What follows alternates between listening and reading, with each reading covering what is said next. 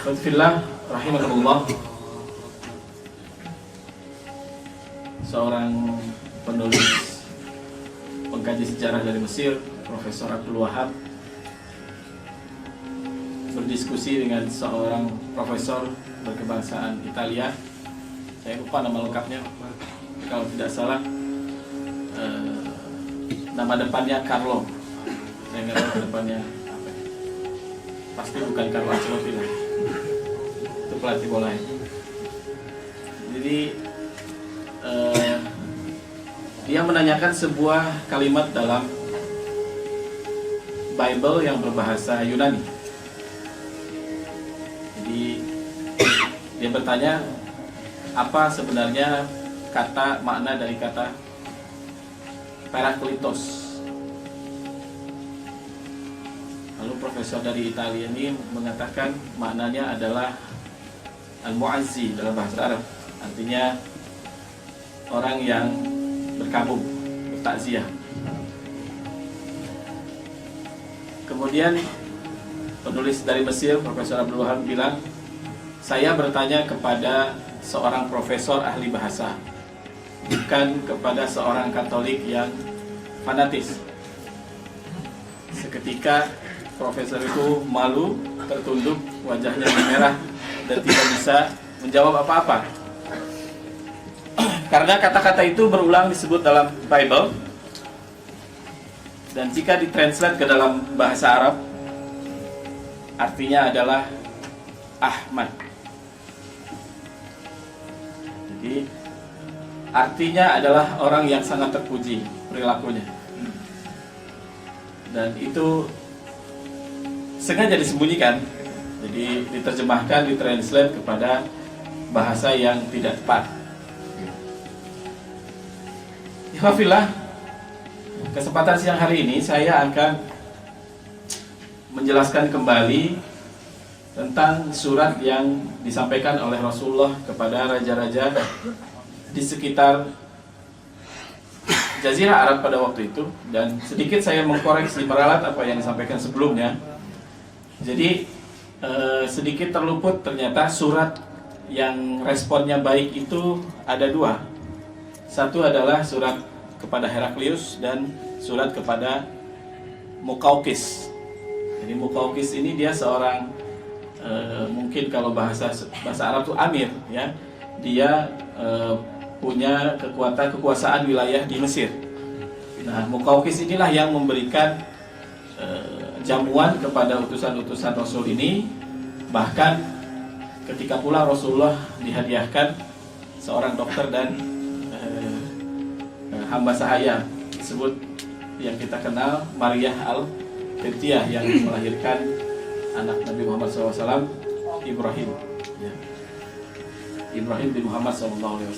Jadi bukan hadiah dari Heraklius seperti yang saya ceritakan sebelumnya, tapi hadiah dari Muqawqis. Nah, untuk lebih jelasnya, saya membacakan kedua surat yang berbeda kepada Heraklius dan juga kepada Muqawqis.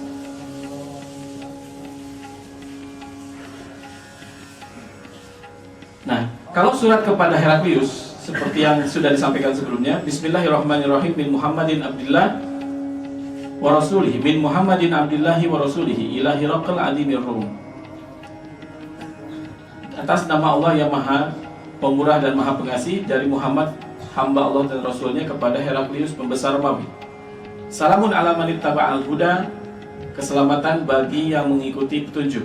Amma ba'd, adapun setelah itu, fa inni ad'uka bi ayatil Islam, aku mengajakmu dengan seruan-seruan Islam. Aslim taslam, menyerahlah kamu, Islamlah kamu, maka kamu akan selamat. Wa aslim yu'tikallahu ajraka marratain, dan Islamlah kamu, menyerahlah kamu, berserahlah kamu, maka Allah akan memberikan kamu pahala 2 kali. Fa'in tawallaita, kalau kamu berpaling, tidak menerima ajakan ini, fa'alaika ithmul arisiyin, maka Anda akan menanggung dosa-dosa kaum Arisiyin. Wa ya ahlul kitab, kemudian setelah itu Rasulullah mengutip surah Ali Imran ayat 64. Kang Rahmat bisa ada yang pegang Quran atau pegang Qurannya. Nanti saya minta dibacakan artinya. Wa ya ahlul kitab ta'alu ila kalimatin sawa'in bainana wa bainakum alla na'budu illallah wa la nusyriku bihi syai'an wa la yattakhidha ba'duna ba'dan arbaba min dunillah fa in tawallaw wa qulu asyhadu bi anna muslimun. Yang lain juga boleh membuka surat Ali Imran ayat 64.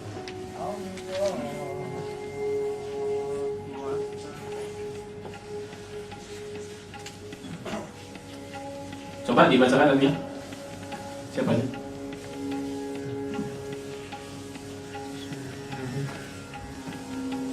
Katakanlah Muhammad, wahai ahli kitab, marilah kita menuju kepada satu kalimat pegangan yang sama antara kami dan kamu, bahwa kita tidak menyembah selain Allah dan kita tidak mempersekutukannya dengan sesuatu apapun, dan bahwa kita tidak menjadikan satu sama lain Tuhan-Tuhan selain Allah. Jika mereka berpaling, maka katakanlah kepada mereka, saksikanlah bahwa kami adalah orang muslim.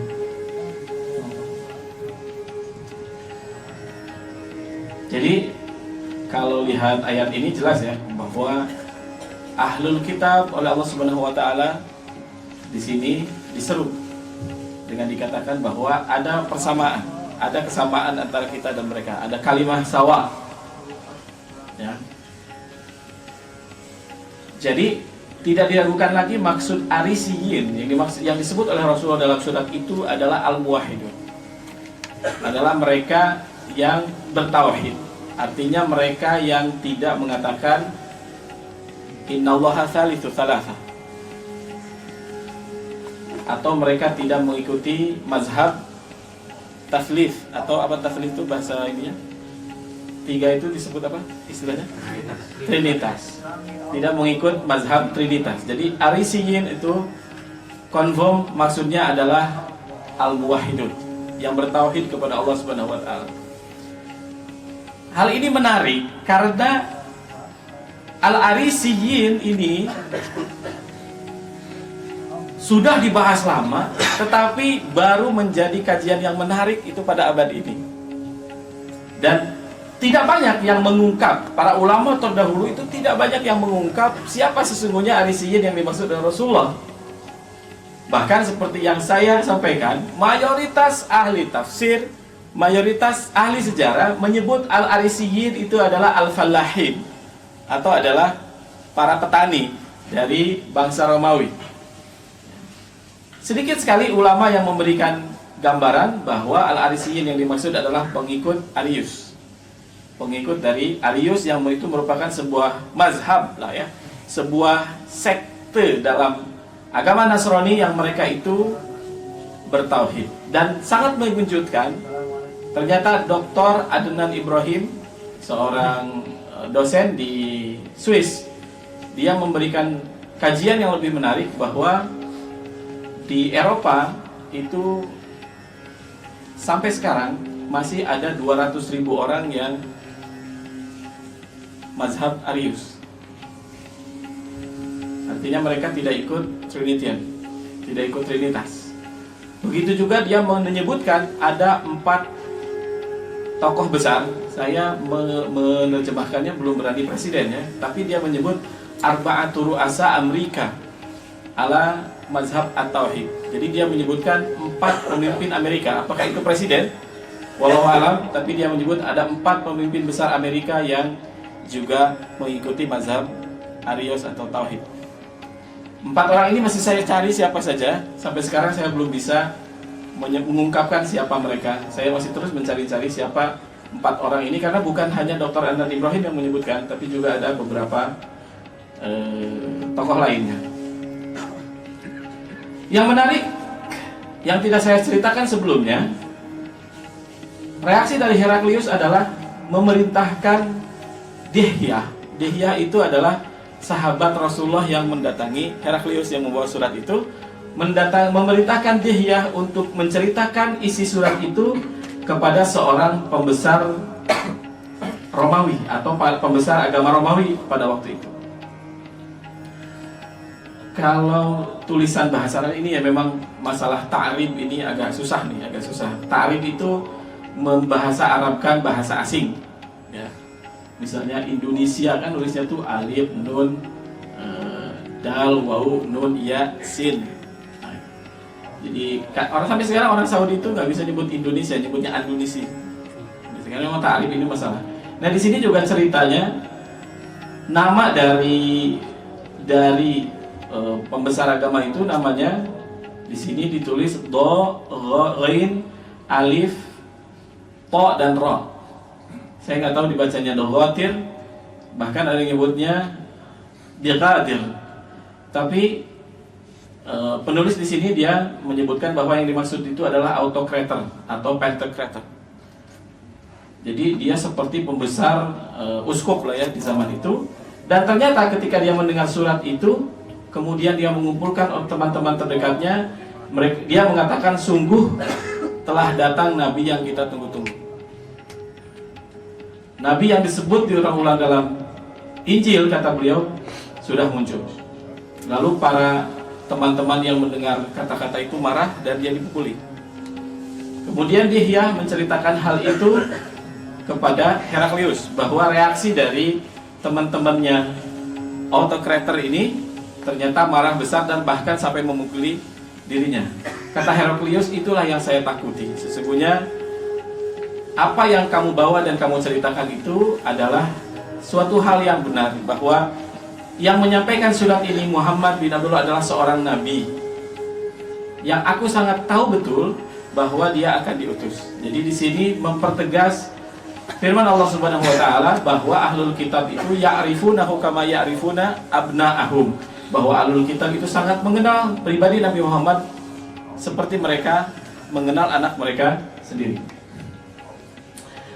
Selanjutnya, surat kepada Muqawqis. Surat kepada Muqawqis isinya begini. Bismillahirrahmanirrahim, min Muhammadin abdillah wa rasulihi ilal Muqawqis. Dari Muhammad hamba Allah dan Rasulnya kepada Muqawqis Adimil Qibt, pembesar Qibt. Qibti itu Koptik, pembesar Koptik. Salamun ala man ittaba'al huda, keselamatan bagi yang mengikuti petunjuk. Amma ba'd, adapun setelah itu, fa inni ad'uka bi ayatil Islam, aku mengajakmu dengan seruan-seruan Islam. Menyerahlah kamu maka kamu akan selamat, dan Allah akan memberikan pahalamu 2 kali. Kalau kamu berpaling maka kamu menanggung dosa seluruh penduduk Koptik. Fa in tawallaita fa 'alaika itsmul qibt. Ya ahlal kitab ta'alau, persis seperti yang tadi membacakan surat Ali Imran ayat 64. Kemudian surat itu diberi stempel, ada tulisan Allah Rasul Muhammad atau dibaca Muhammad Rasulullah. Surat itu dijawab oleh Muqawqis li Muhammad ibn Abdullah, kepada Muhammad bin Abdullah minal Muqawqis, dari Muqawqis salam, keselamatan. Amma ba'd, faqad qara'tu kitabaka wa fahimtu ma dzakartu wa ma tad'u ilaihi. Saya sungguh telah membaca apa yang kamu tulis, atau saya sudah baca suratmu, dan sungguh saya mengerti apa yang telah engkau ceritakan dan apa yang engkau serukan. Saya sudah mengetahui bahwa seorang nabi telah diutus, dan saya sebelumnya mengira bahwa nabi itu akan muncul di negeri Syam. Wa qad kuntu adunnu annahu yakhruju bisyam. Wa qad akramtu rusulak, aku telah memuliakan semua utusanmu. Wa ba'athtu ilaika bijariyatain, dan aku memberikan hadiah kepada kamu, ya, mengembalikan surat itu dengan 2 orang hamba sahaya. Lahuma makana fil qibti azim. Jadi 2 orang ini punya kedudukan yang besar di antara kami kaum Koptik. Wa bikiswah, dan kami memberikan pakaian-pakaian berupa hadiah. Wa ahdaitu ilaika baglah, dan kami memberikan kepadamu sebuah kendaraan, litarkabuha. Kendaraan di sini, baglah di sini adalah apa ya? Kuda yang dia lebih kecil dari khail, lebih besar dari keledai, khimar. Wassalam. Jadi ini jawaban Muqawqis kepada Rasulullah SAW. Jadi Sekali lagi saya meralat bahwa yang membalas surat itu dengan baik dan mengirimkan hadiah adalah Muqawqis, bukan Heraklius. Ikhwafillah, menariknya apakah Al-Quran tidak memberikan isyarat itu kepada kita? Ternyata kalau kita kaji ayat-ayat dalam Al-Quran, sesungguhnya dia mengisyaratkan. Al-Quran mengisyaratkan dengan jelas bahwa ada perbedaan antara ahlul kitab dengan alladzina atainahumul kitab dengan alladzina utul kitab. Mari kita kaji satu-satu. Saya mungkin tidak sempat untuk membacakan seluruh ayat yang saya maksud, tapi mari kita coba. Saya minta buka surat Al-Baqarah ayat 1. Lam yakunil ladina kafaru min ahlil kitabi wal musyrikina munfakkina hatta ta'tiyahumul bayyinah. Ada yang bisa baca artinya? Silahkan dibuka dulu. Tapi sebelumnya, kata-kata telah kafir itu memang Allah selalu menisbatkannya kepada mazhab Trinitas. Laqad kafarul ladina qalu innallaha ibnu Maryam. Laqad kafarul ladina qalu innallaha thalithu thalatha. Sungguh telah kafir mereka yang mengatakan bahwa Allah itu Trinitas, 3 dalam 3, 1 dalam 3. Thalithu yang ketiga dari 3. Thalithu thalatha. Dalam ayat yang lain, laqad kafarul ladina qalu Innal Masih ibna Maryam. Sesungguhnya Masih itu adalah anak Allah Subhanahu wa taala. Jelas. Jadi Allah Subhanahu wa taala menceritakan dari Nasrani itu ada yang kafir. Menunjukkan bahwa tidak semuanya kafir.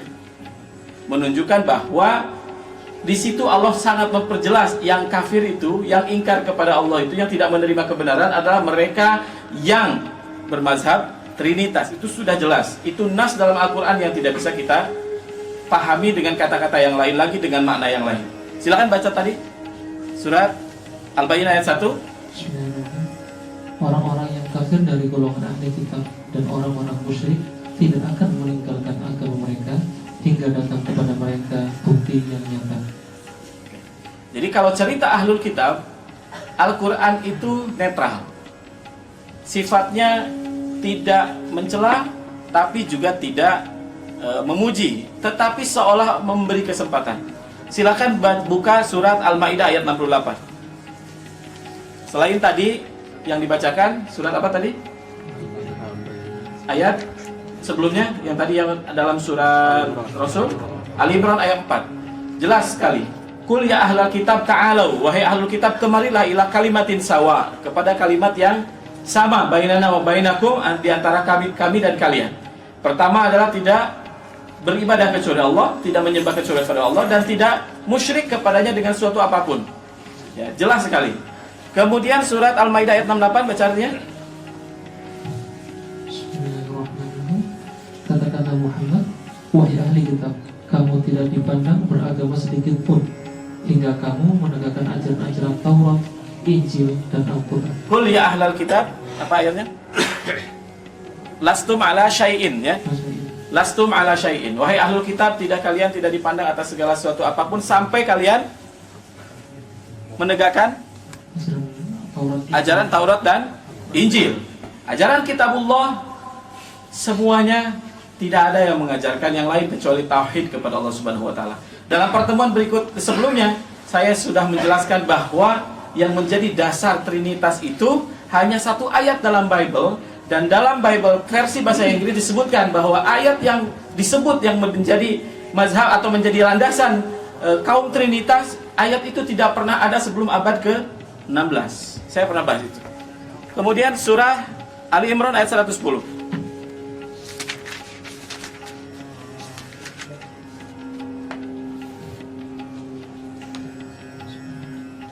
Kamu umat Islam adalah umat yang terbaik yang dilahirkan untuk manusia, karena kamu menyuruh berbuat yang ma'ruf dan mencegah dari yang munkar, dan beriman kepada Allah. Sekiranya ahli kita beriman, tentulah itu lebih baik bagi mereka. Lau amana ahlul kitab lakana khairul lahum. Kalau ahlul kitab beriman, tentunya itu lebih baik buat mereka. Artinya Allah sekali lagi menceritakan ahlul kitab itu netral dan masih punya kesempatan. Syaratnya tadi menegakkan Taurat, kembali kepada ajaran yang benar, beriman kepada Allah, menerima Muhammad sebagai nabi dan rasul. Terakhir surat Ali Imran ayat 114 masih. Mereka beriman kepada Allah dan hari akhir, menyuruh berbuat yang ma'ruf dan mencegah dari yang mungkar, dan bersegera mengerjakan berbagai kebajikan. Mereka termasuk orang-orang yang saleh. Baik, itu masih cerita tentang ahlul kitab. Jadi ternyata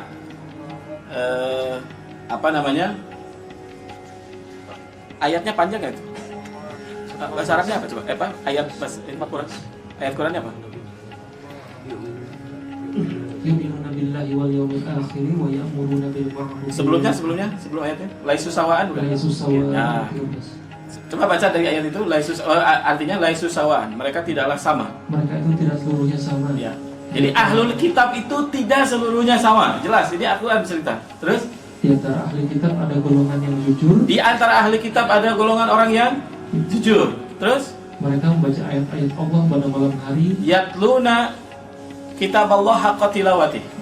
Mereka membaca Al-Quran, kitab yang diturunkan kepada mereka sebenar-benarnya tilawah. Terus dan mereka juga bersujud saat sholat. Dan mereka juga bersujud pada sholat. Ini jelas sekali Al-Quran menyebutkan bahwa tidak semua ahlul kitab itu sama. Jadi Rasulullah paham, tahu bahwa ahlul kitab itu tidak sama. Dan ternyata kisah pembantaian para pengikut Arius ini masih berlangsung sampai usia Rasulullah 26 tahun. Jadi kedengaran sampai ke Jazirah Arab bagaimana rezim yang pada waktu itu berkuasa menghabisi mereka yang mempertahankan keaslian dari agama Nabi Isa alaihissalam yang mengajak kepada tauhid kepada Allah Subhanahu wa taala. Nah, berbeda ketika Allah menceritakan tentang atainahumul kitab, yang kami datangkan kepada mereka Alkitab. Silakan Al-Baqarah ayat 121.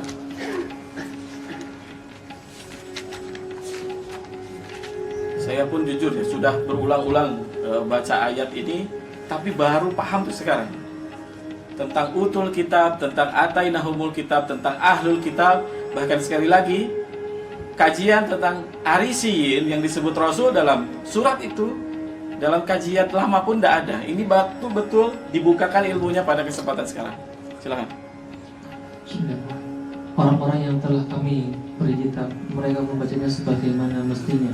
Alladzina atainahumul kitab yatlunahu haqqa tilawatihi. Jadi ketika Allah menceritakan atainahumul kitab, yang kami datangkan kepada mereka Alkitab, Allah tuh memuji mereka. Nah, ini kelompok yang saya dimaksudkan sebagai al-muwahhidun, sebagai yang bertauhid kepada Allah. Terus mereka itulah yang beriman kepadanya, ya. Dan barang siapa ingkar kepadanya, ya, maka itulah orang-orang yang merugi. Baik. Alladzina atainahumul kitab yatlunahu haqqa tilawati, ya. Jadi mereka membaca apa yang itu. Kemudian Al-Baqarah ayat 146. Sedikit dari situ. Orang-orang yang telah kami beri kitab Taurat dan Injil mengenalnya Muhammad seperti mereka mengenal anak-anak mereka sendiri. Jadi kelompok al-muwahhidun yang telah didatangkan kepada mereka Alkitab. Jadi bahasanya pun bahasa yang aktif, yang kami datangkan kepada mereka Alkitab. Mereka mengenal gimana? Mereka mengenal Muhammad seperti mereka mengenal anak-anak mereka sendiri. Itu surat apa? Al-Baqarah 146. Satu lagi surat Al-Qasas ayat 52. Al-Qasas surat berapa? 28 ya? Ayat 52. Masih tentang alladzina atainahumul kitab, atau bahasa Allah yang kami datangkan kepada mereka Alkitab. Orang-orang yang telah kami berikan kepada mereka Alkitab, ya, sebelum Al-Quran, mereka beriman pula kepadanya. Jadi mereka juga beriman kepada Al-Quran kita. Jadi sekali lagi, kalau Allah membahasakan alladzina atainahumul kitab, yang kami datangkan kepada mereka Alkitab, itu bahasanya selalu baik, selalu madah dalam bahasa Arab, selalu memuji istilahnya. Nah, sekarang bedakan dengan Allah menceritakan dengan bahasa alladzina utul kitab. Kalau tadi dengan bahasa yang aktif, kami datangkan kepada mereka Alkitab, ini yang didatangkan kepada mereka Alkitab. Sekarang buka surat Al-Hadid ayat 16. Al-Hadid itu surat berapa? 56 ya? Coba. Al-Hadid 57, oke. Terjemahnya ayat 16.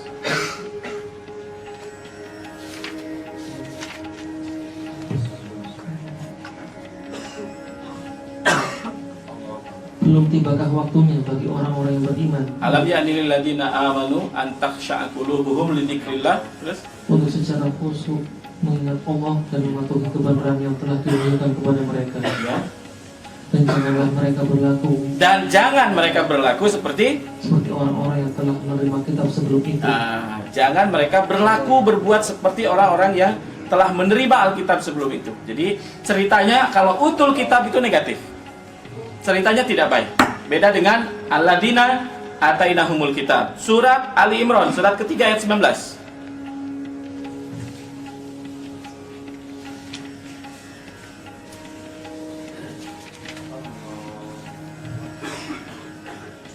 Sesungguhnya agama di sisi Allah adalah Islam. Tidaklah berselisih orang-orang yang telah diberi kitab kecuali setelah mereka memperoleh ilmu. Wa makhtalafal ladzina utul kitab illa min ba'di ma bahasanya ya itu tadilah maksudnya yang mereka didatangkan kepada mereka itu tidak berikhtilaf ya, jadi tidak berpecah, jadi sifat mereka berpecah tadi, kemudian tidak berperilaku seperti mereka. Oke, lanjut surat Al-Baqarah 213 151 dulu. Surat Al-Baqarah 151 dulu. Surat 2 ayat 151. Sebagaimana kami telah mengutus kepadamu seorang Rasul Muhammad dari kalangan kamu yang membacakan ayat-ayat kami, menyucikan kamu dan mengajarkan kepadamu kitab Al-Quran dan hikmah sunnah, serta mengajarkan apa yang belum kamu ketahui. Oke, pas ya. Sekarang buka 213.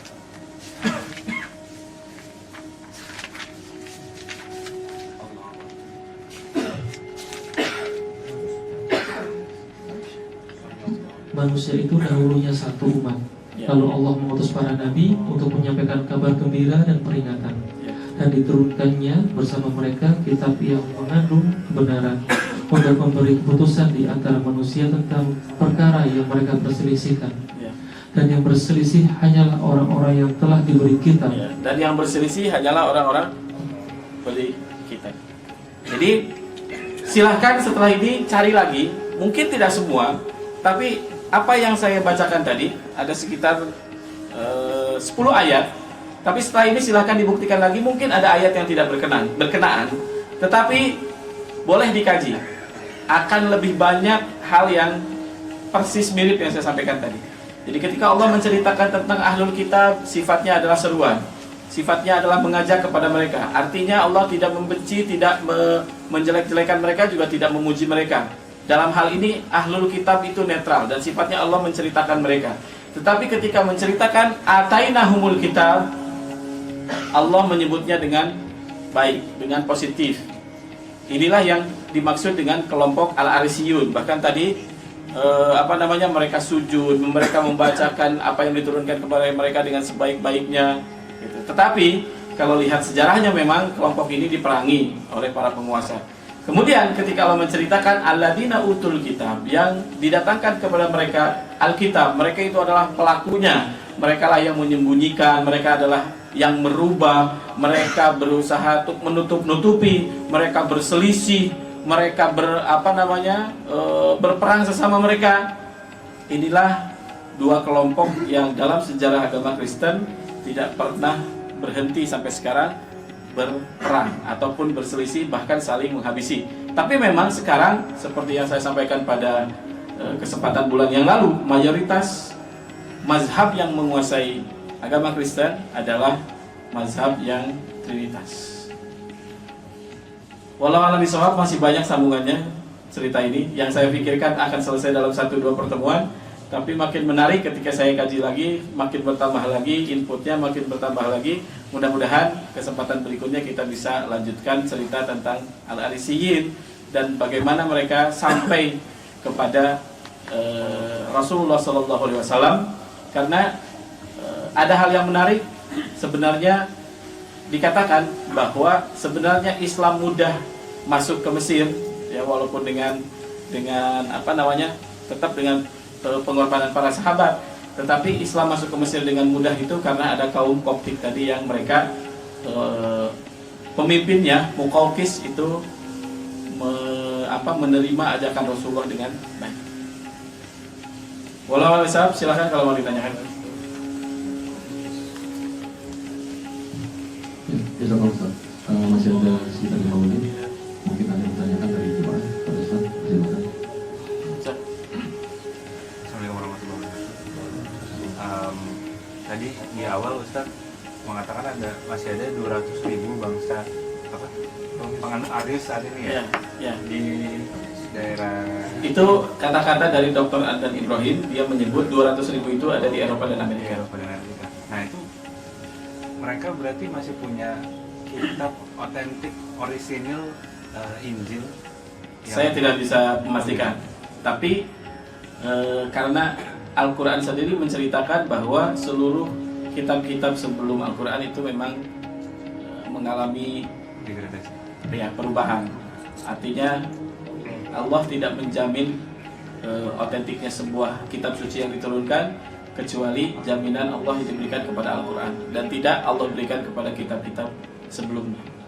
Walau alam apakah mereka punya itu, tapi yang jelas makin terungkap ke sini bahwa Rasulullah itu paham betul bahwa di antara Nasrani itu ada yang pengikut Arisiyin tadi. Nah, adapun perjalanan Arisiyin apakah betul seperti yang disampaikan oleh Dr. Adnan Ibrahim sampai sekarang masih pengikutnya masih cukup banyak, itu masih perlu kita kaji, ya. Adnan Ibrahim sendiri bisa kita search di YouTube atau di Google atau di Wikipedia siapa dia. Dia seorang Palestin berkebangsaan Swiss kalau tidak salah, seorang dosen. Kajian-kajiannya cukup menarik.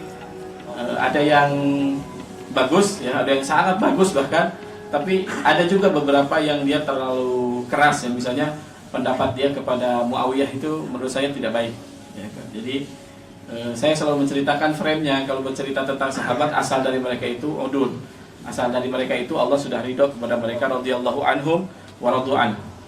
Jadi kalau kita tahu cerita lebih dari itu, ya sangka baik dikedepankan bahwa mereka itu bagaimanapun mereka sahabat Rasulullah SAW itu sudah diampuni dosanya. Yang namanya radhiyallahu anhum wa radu anhu itu sudah selesai. Setelah itu memang gelar itu didapatkan oleh mereka setelah di masa Rasulullah masih hidup.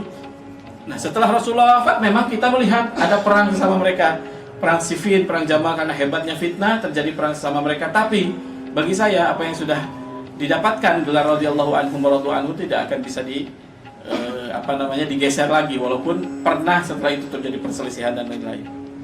Gitu. Jadi kajian-kajiannya seperti sejarah Syiah, kemudian Rafidhah, tapi semuanya berbahasa Arab. Saya nggak tahu sih, udah ada translation-nya, tapi saya kalau search di YouTube itu memang banyak sekali. Lanjut, ada pertanyaan tadi. Ini kebetulan saya ada grup masjid. Apakah ini yang salah satunya foto-foto tadi masuk itu? Jilbab.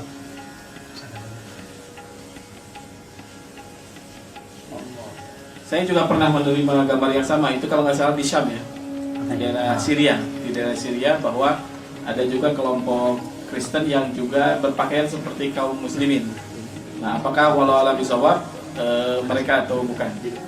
Tapi saya tidak terlalu yakin, karena mungkin mereka seperti jadi gerakan underground mungkin, ya, karena memang dalam sejarahnya mereka dibunuh, kemudian diasingkan. Saya pikir mereka malah menjalankannya dengan senyap. Tapi menarik, ya, baru dikajinya ataupun diungkapnya itu sekarang. Jadi saya makin terang benderang ini akhir zaman, karena di antara tugas Nabi Isa itu kan turun lagi adalah ketika dia bahasa kiasannya adalah mematahkan salib dan membunuh babi.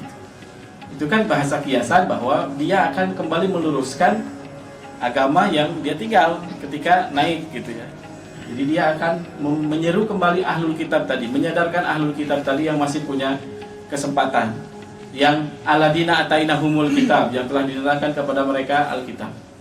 Karena sekali lagi kalau kita buka kajian buku-buku yang klasik gitu ya, yang ditulis abad ketiga, abad kedua, abad keempat, kelima, sedikit sekali menjelaskan siapa sebenarnya sosok ataupun kelompok Arisiyin yang disebut oleh Rasulullah dalam suratnya kepada Heraklius. Tidak banyak. Yang mengungkapkannya itu hanya 2 penulis saja, itu pun sangat pendek, tidak banyak yang dia tulis, yaitu Ibnu Hazm dalam kitab saya juga lupa nama kitabnya. Kemudian satu lagi Abul Fatah As-Sahrastani dalam kitab Al-Milal wa Nihal. Itu pun hanya beberapa paragraf saja, tidak banyak. Tidak bisa diungkap lebih jauh lagi. Silakan, ada yang lain? Salam. Saya mau tanya, Silakan. waktu remaja pergi ke Sam dengan mamanya, masih bertemu dengan pendeta. Ya. Apakah Ya. itu termasuk ICU? Saya yakin masuk karena dia dengan jelas memberikan peringatan kepada Rasulullah agar segera kembali, supaya tidak ditemukan oleh pendeta lain karena dia akan dibunuh. Saya yakin dia salah satunya dari mereka yang juga berpahaman tauhid, seperti Waraqah bin Naufal juga. Waraqah bin Naufal yang ditanya oleh Rasul bersama istrinya, yang ditanya oleh Rasul dan istrinya Khadijah ketika selesai menerima wahyu di Goyong. Lanjut lagi.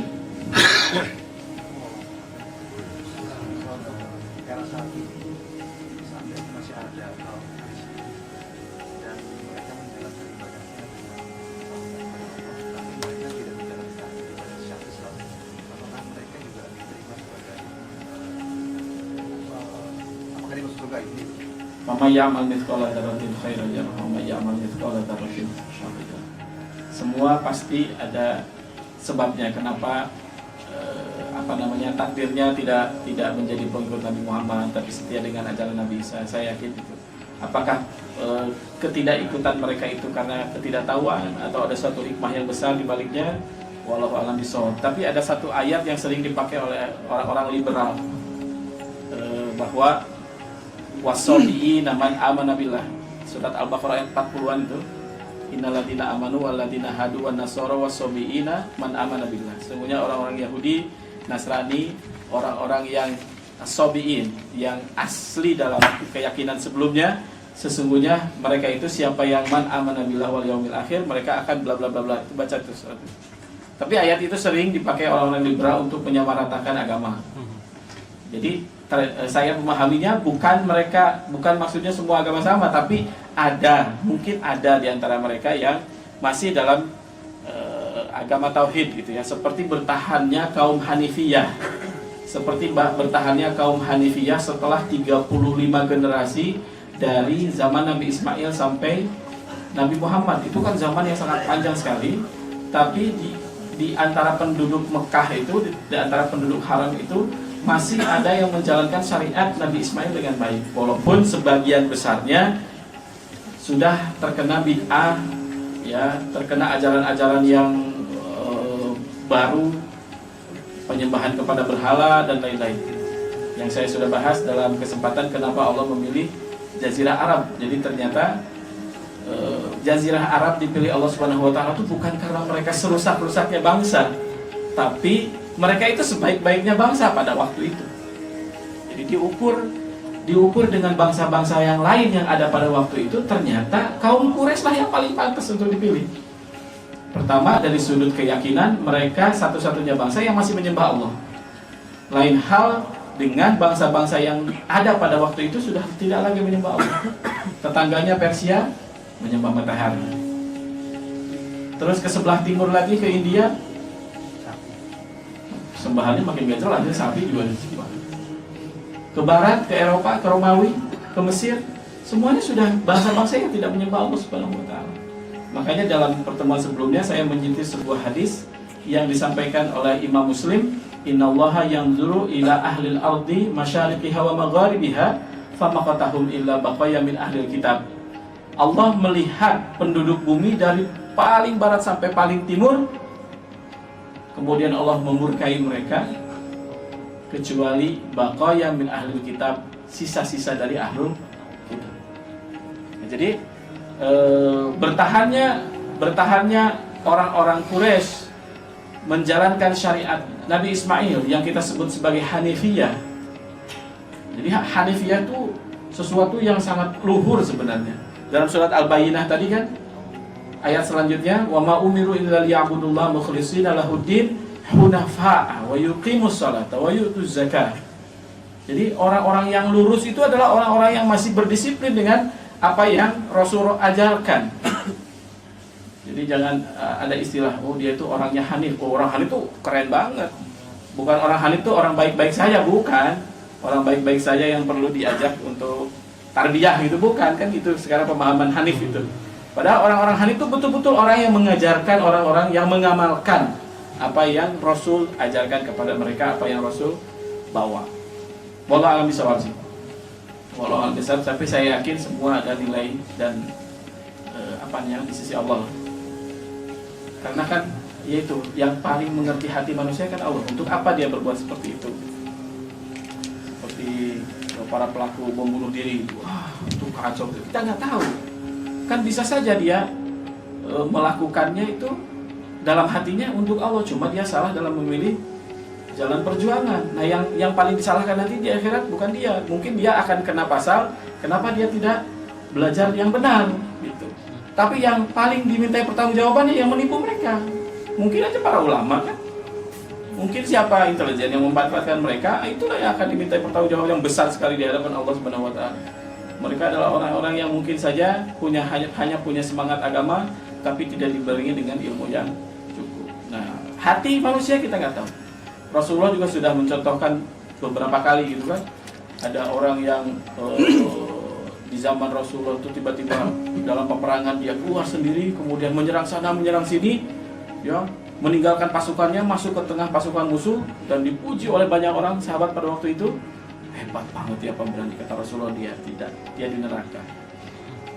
Kenapa? Allah memberitahu kepada Nabi Muhammad isi hatinya apa. Jadi tidak bisa kita menilai atas lahir kita. Saya yakin hanya Allah yang melihat, memperhatikan, menilai, menerima atau tidak amalan. Hadirin rahimakumullah. Landasan dari kajian hari ini banyak sekali sebenarnya dalam ayat-ayat Al-Quran bercerita, tetapi yang mungkin saya mudah untuk menyebutkan dan supaya kita mudah mengingatnya, Allah Subhanahu wa taala bercerita dalam surat Al-Buruj tentang Ashabul Ukhdud, yaitu mereka yang membuat api yang sangat besar, kemudian menyiksa orang-orang beriman dengan api yang mereka buat. Jadi, para ahli tafsir bersepakat bahwa kejadiannya di Yaman, sebuah negara yang disebut Daulatul Al-Himyar. Kejadiannya beberapa ratus tahun sebelum kelahiran Nabi Muhammad SAW. Namun yang menarik, Allah Subhanahu wa taala menyebutkan bahwa mereka yang disiksa oleh Ashabul Ukhdud adalah al-mu'minun dan al-mu'minat. Orang-orang beriman dari laki-laki dan orang-orang beriman dari perempuan. Allah Subhanahu wa taala memberikan sifat kepada mereka bahwa mereka sampai pada derajat iman.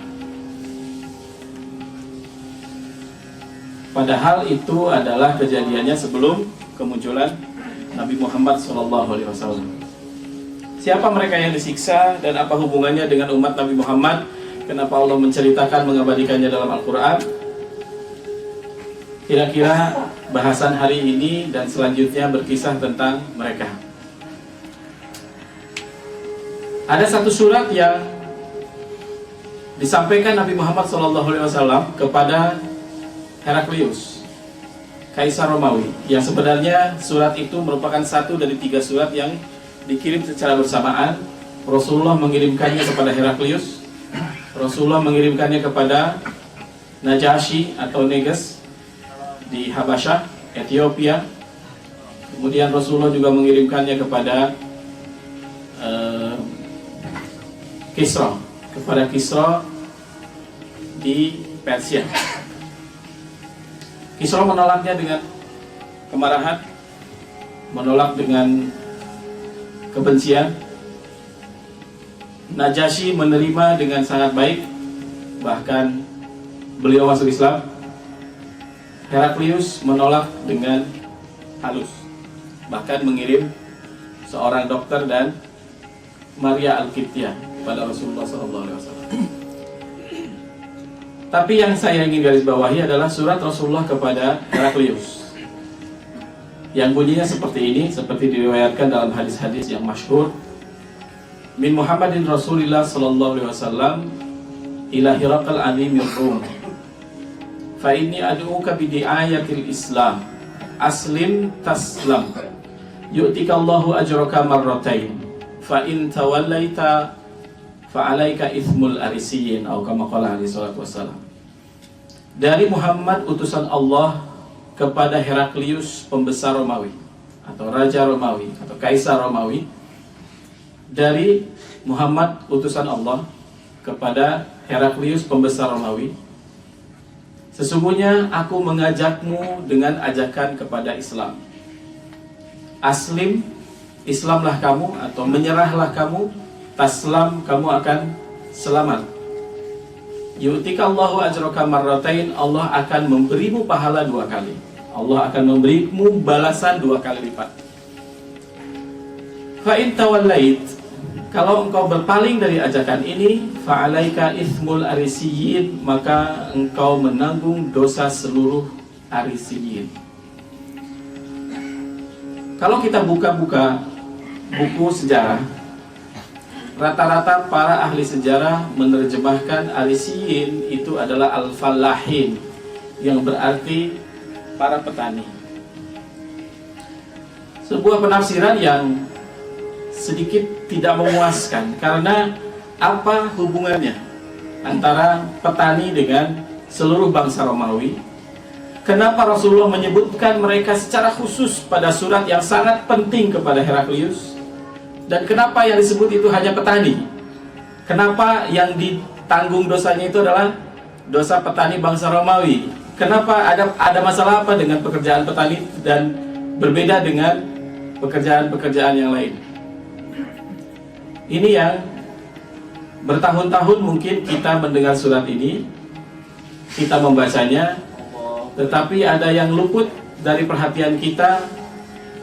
Di situ Rasulullah sedang mengungkapkan sebuah persekongkolan besar yang dilakukan oleh musuh-musuh kepada kebenaran, segolongan manusia yang berusaha dihilangkan dari fakta sejarah, padahal mengetahui mereka merupakan satu hal yang bisa membantu kita dalam memandang dunia ini, juga membantu kita dalam bersikap mempersiapkan masa depan.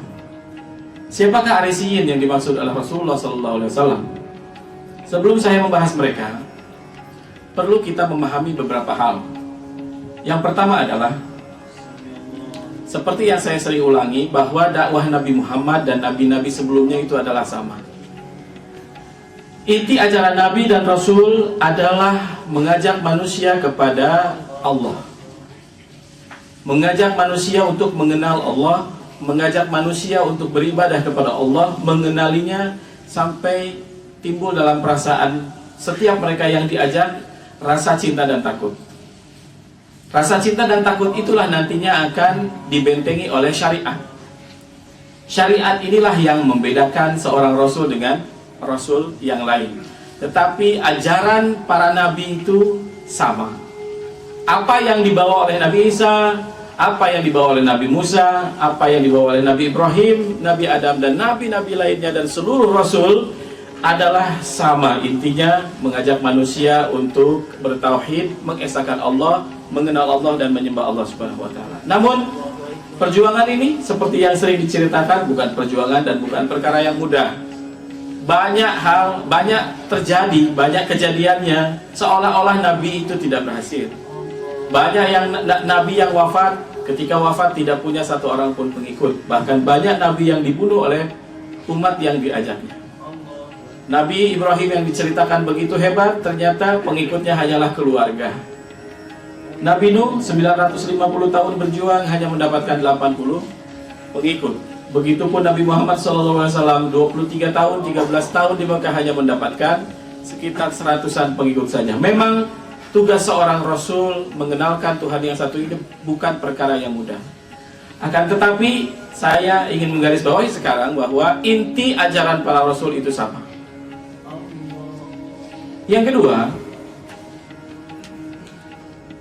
Injil sebagai kitab suci orang-orang Kristen, orang-orang Nasrani, ditulis dalam bahasa Yunani. Padahal Nabi Isa ketika hidup di tengah-tengah umatnya, dia menggunakan bahasa Aramaik atau Ibrani. Ada dua bahasa yang digunakan. Baik itu bahasa Ibrani dan bahasa Aramaik, itu satu rumpun dengan bahasa Arab.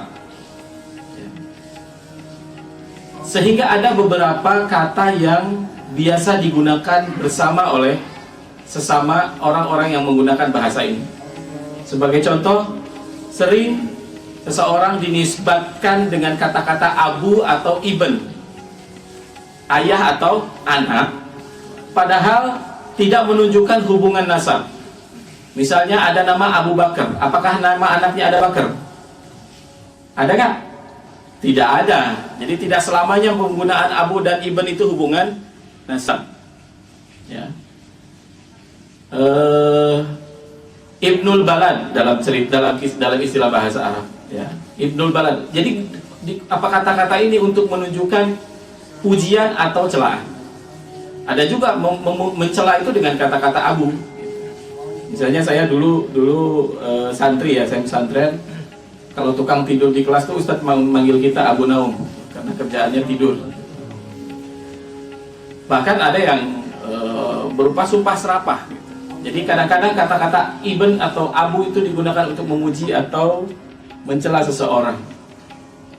Inilah masalahnya terjadi ketika bahasa asli dari Injil itu berbahasa Aramaik diterjemahkan ke dalam bahasa Yunani yang miskin kosakata, sehingga istilah istilah ibn itu menjadi salah kaprah artinya.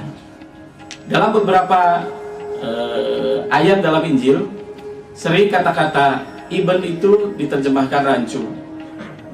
Misalnya dalam satu ayat dalam Lukas disebut bahwa Isa itu adalah Ibnullah, anak Tuhan.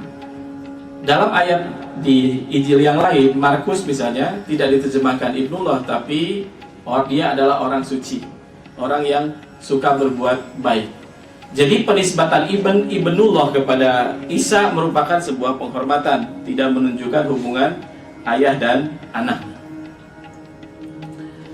Banyak lagi kesalahan-kesalahan yang dibuat oleh Bible, para penulisnya, baik itu disengaja atau tidak.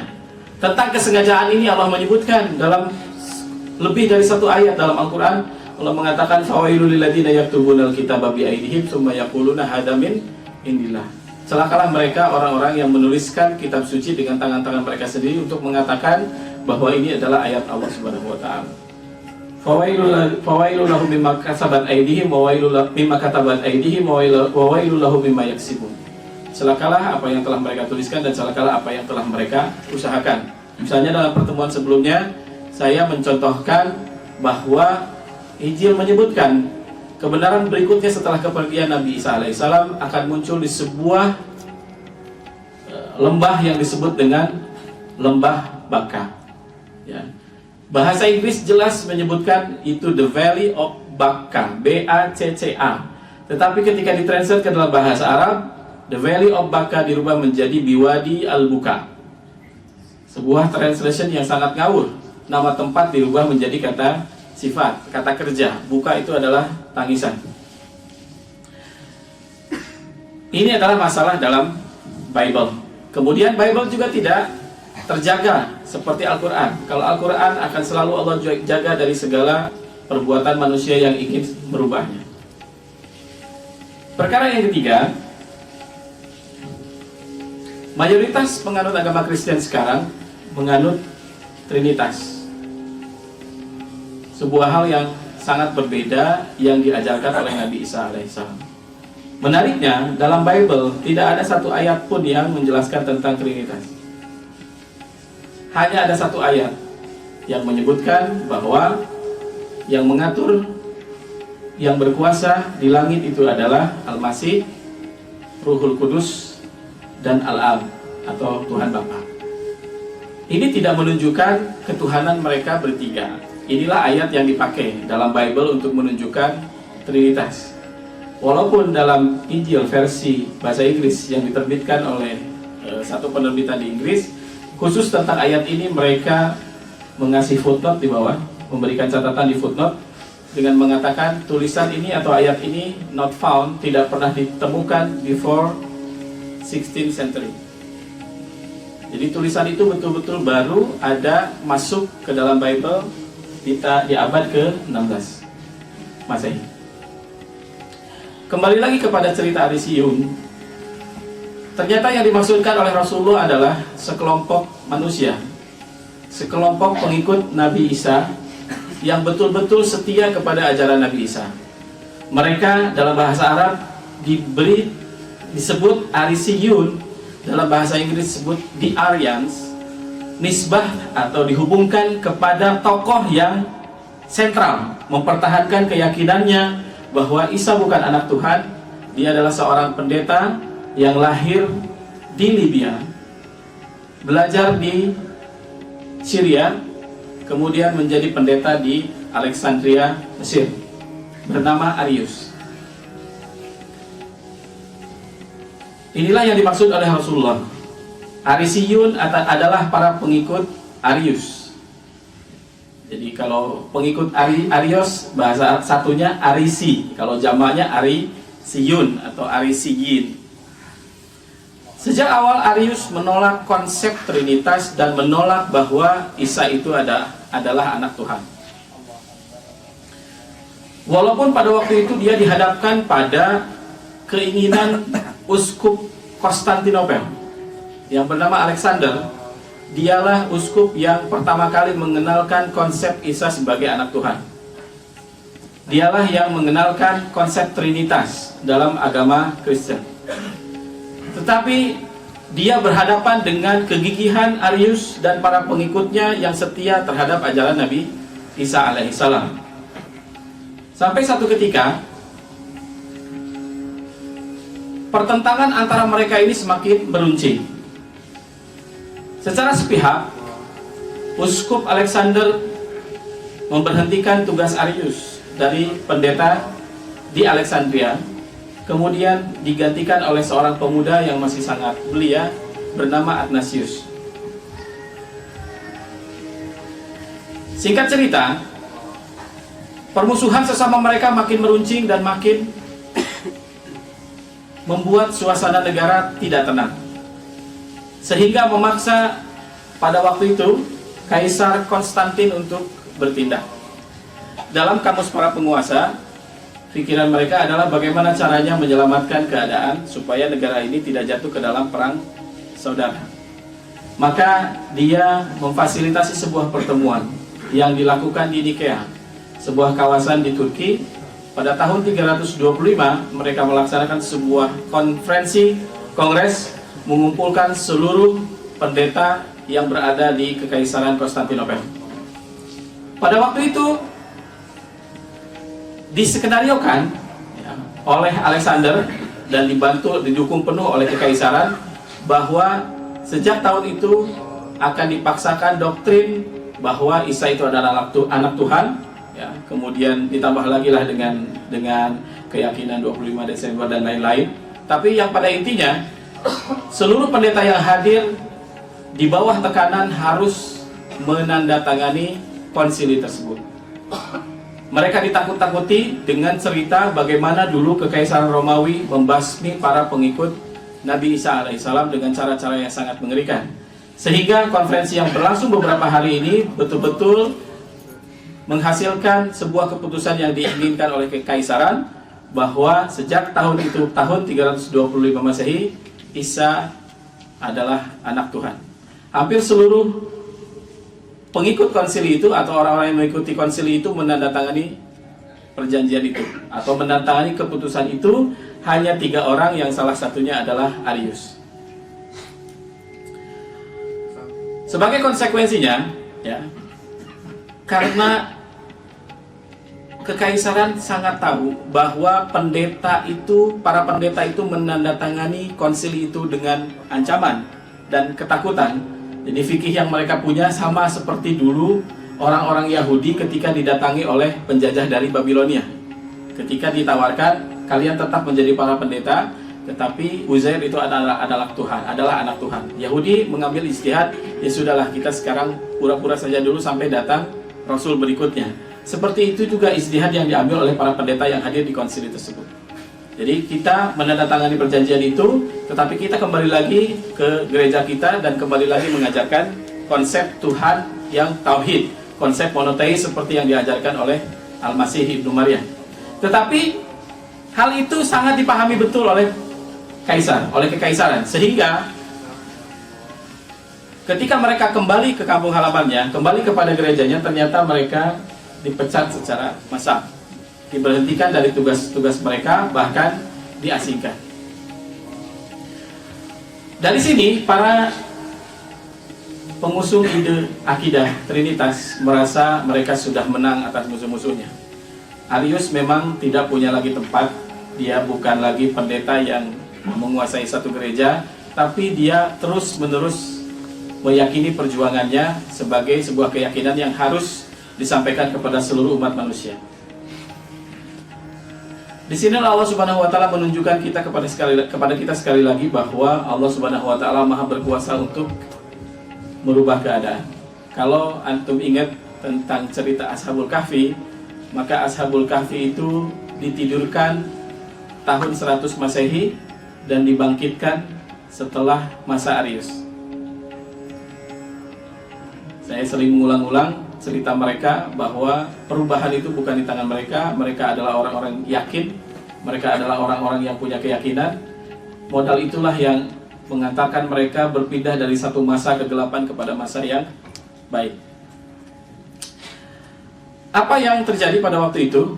Ibunda dari Konstantin yang bernama Helena sampai sekarang masih dikenal sebagai orang suci dalam keyakinan agama Kristen, Saint Helena.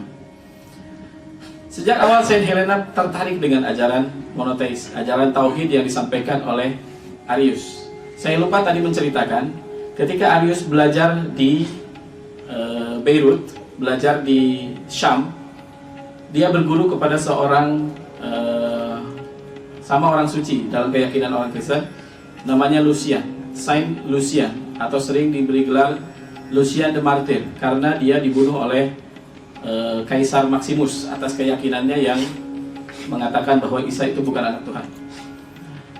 Dia punya teman seperguruan namanya Eusebius.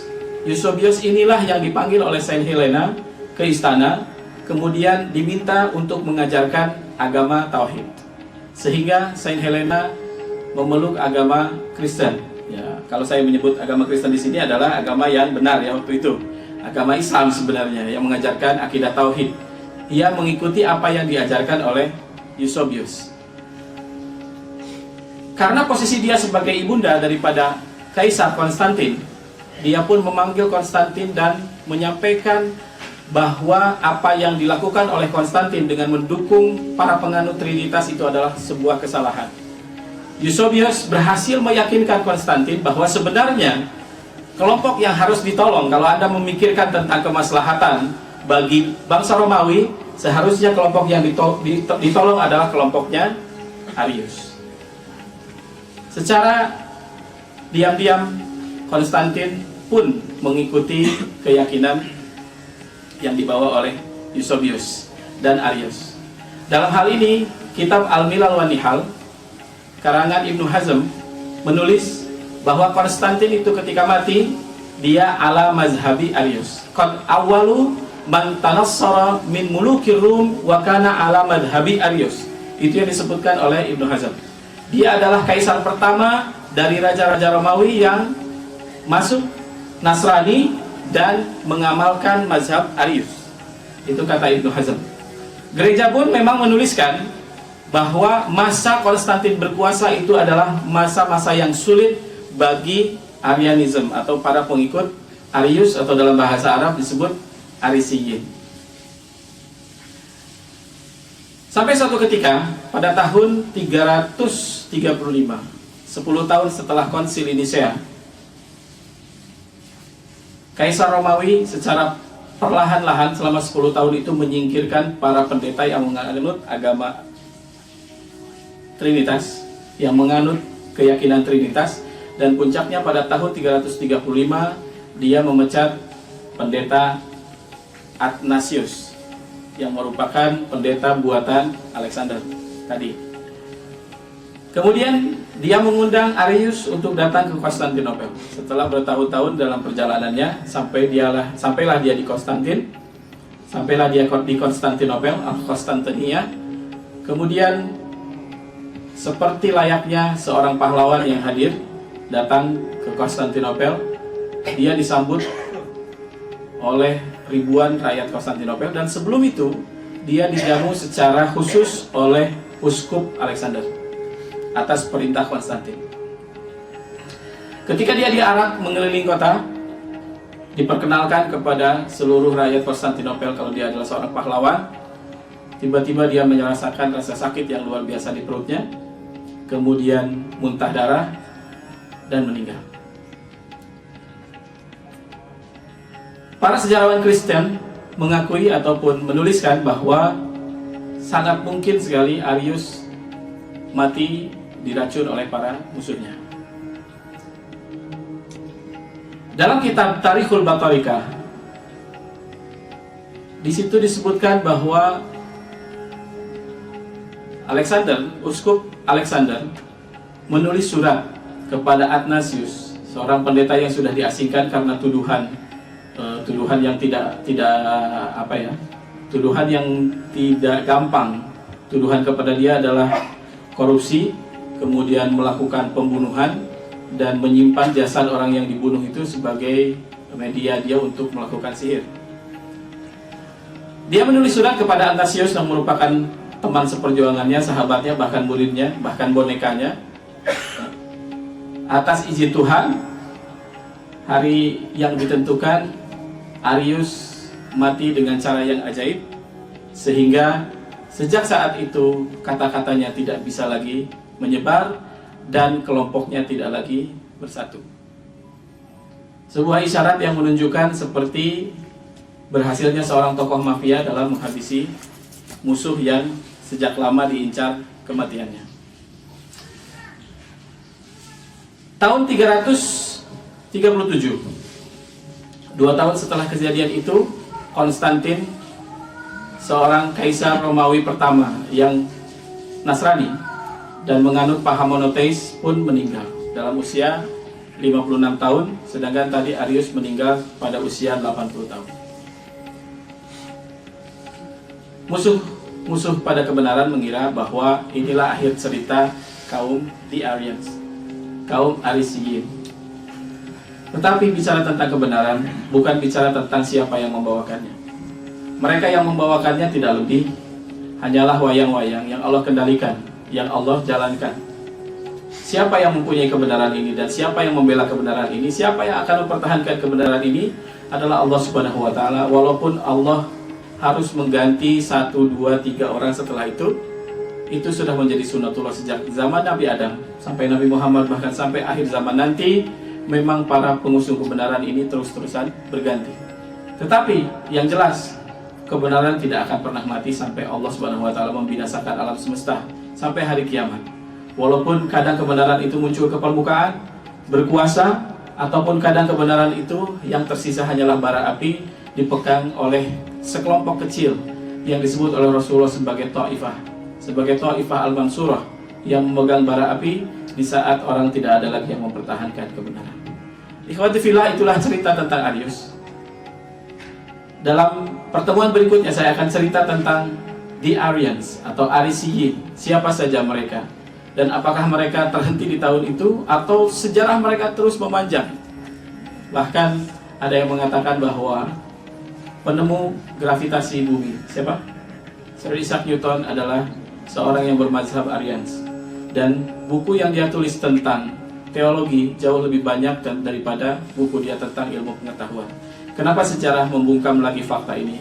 Kenapa mereka menutupi hal ini? Tentu memang banyak hal yang ketika diketahui banyak orang akan mengancam kedudukan seseorang. Tetapi tahun-tahun ini, dekade-dekade ini, hal-hal yang tadinya ditutup rapat dari pengetahuan manusia umum, hari ini seolah-olah ada caranya Allah membuka secara lebar. Ini menunjukkan jadwal yang tidak main-main. Karena akhir zaman itu adalah puncak dari percaturan pertempuran orang-orang yang terlibat pertempuran dari sejak 2000 tahun yang lalu. Di akhir zaman akan muncul Nabi Isa alaihissalam. Di akhir zaman akan muncul Ashabul Kahf.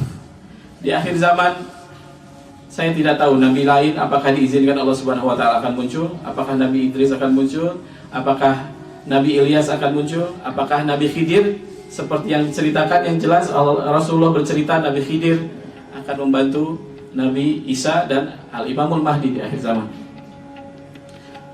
Saya memahami hal itu, bahwa kita sudah dekat dengan jadwal itu. Kita hampir mendekati puncak dari percaturan pertempuran antara kebatilan dan kebenaran yang telah berlangsung selama ribuan tahun. Banyak yang bisa kita ambil, khusus dari cerita tentang Arius. Di antaranya adalah, sudah saya banyak sebutkan tadi, tetapi di situ juga kita mendapatkan cerita tentang Saint Helena. Saya pernah menyampaikan materi tentang woman power without authority, tentang kuasa seorang wanita. Ternyata wanita dalam sejarah tidak hanya memiliki peranan yang sederhana. Banyak kejadian-kejadian dunia ini, ya, banyak kejadian-kejadian besar di dunia ini disebabkan oleh seorang wanita. Dahulu saya menceritakan bagaimana kehancuran Firaun itu adalah ketika istrinya meminta kepada Firaun untuk tidak membunuh bayi Musa. Dulu saya bercerita bagaimana kegagalan seorang Napoleon ketika istrinya meminta kepada Napoleon untuk tidak melakukan penyerbuan. Kegagalan ataupun keberhasilan Nabi Muhammad SAW ketika dihadapkan pada perkara-perkara yang sulit, sering yang memberikan masukan itu adalah istri-istrinya. Bahkan jasa Siti Khadijah tidak tergantikan dalam perjuangan Nabi Muhammad SAW, sehingga beliau layak menjadi Sayyidatu Ahlil Jannah, menjadi penghulu surga dari kalangan kaum wanita. Kisah yang tadi tentang Saint Helena itu menunjukkan daftar panjang bahwa wanita memang punya kekuatan, punya power yang bisa merubah sejarah dunia, walaupun posisi dia tidak harus seorang pemimpin. Takdir Allah Subhanahu wa taala memang sedikit laki-laki yang tidak takut kepada istri atau ibu. Rata-rata begitu. Itulah kodratnya, itulah takdirnya. Sehingga dengan kekuatan itu wanita bisa melakukan perubahan apapun, walaupun dia tidak harus menjabat jabatan yang penting, jabatan yang publik. Untuk melahirkan sebuah undang-undang tidak perlu dia menjadi seorang anggota dewan, cukup dia menjadi seorang istri anggota dewan. Untuk merubah sebuah keputusan negara, dia tidak perlu menjadi presiden, cukup menjadi istri seorang presiden. Pesan apapun seorang istri kepada pemimpin pasti akan dilakukan. Ini adalah merupakan sebuah bukti lagi. Ikhwati fillah, itu saja yang saya sampaikan. Saya hanya memberi kesempatan satu penanya saja, karena saya sudah ada schedule 1:30 di Jatiwali. Silakan. Silakan buat rekan-rekan yang ingin bertanya, diberikan kesempatan buat satu pertanyaan saja. Kayaknya tidak ada ya? Cukup jelas ya? Iya, seperti itu. Atau jelas banget apa kurang jelas? Ya? Ya, nunggu sambungannya. Nanti kita sambung ya. Khusus cerita tentang di Aryans atau ada Alisiyin, yang menarikan dari mana Rasul tahu tentang mereka dan kenapa kita baru ngertinya sekarang. Jadi Rasul tahu tentang Alisiyin, dan tahu nggak apa reaksi Heraklius? Heraklius ketika menemukan kata-kata Alisiyin di situ, dia mengatakan, saya tahu orang ini akan muncul, tapi saya tidak pernah menyangka dia muncul dari sana. Itulah yang membuat dia menolak dengan halus. Surat Al-Bayyinah, apa ya surat Al-Bayyinah? Apa ayat pertamanya? Apa artinya? Orang-orang dari Ahlul Kitab tidak pernah terpisah, terpecah, sampai datang kepada mereka al-bayinah, bukti. Itulah Nabi Muhammad bukti yang dimaksud. Jadi ahlul kitab ya, sebenarnya bertahan. Dalam Sahih Muslim disebutkan, innallaha yanzuru ila ahlil ardi famaqatahum arabahum wa ajamahum. Allah Subhanahu wa taala melihat penduduk bumi, lalu Allah murka kepada mereka Arab dan ajamnya. Illa baqaya min ahlil kitab, kecuali sisa-sisa dari ahlul kitab. Jadi ahlul kitab yang dimaksud oleh Allah Subhanahu wa taala adalah mereka yang setia kepada ajaran Rasul sebelumnya. Tetapi kesetiaan mereka itu diuji ketika Allah Subhanahu wa taala memunculkan pemimpin yang bukan dari golongan mereka. Jadi ahlul kitab tidak pernah betul-betul lepas dari kebenaran justru ketika Rasul datang kepada mereka. Lam yakunil ladzina kafaru min ahlil kitab wal musyrikina munfakkina hatta ta'tiyahumul bayyinah rasulun minallah. Utusan dari Allah Subhanahu wa taala yatlu suhufan mutahharah, yang membacakan kepada mereka lembaran-lembaran yang disucikan. Fiha kutubun qayyimah, di dalamnya ada kitab-kitab yang sangat lurus atau berharga, bisa berarti seperti itu. Terus wa ma tafarraqal ladzina utul kitab, dan mereka tidak pernah terpecah belah, tercerai-berai kecuali setelah datang kepada mereka bukti yang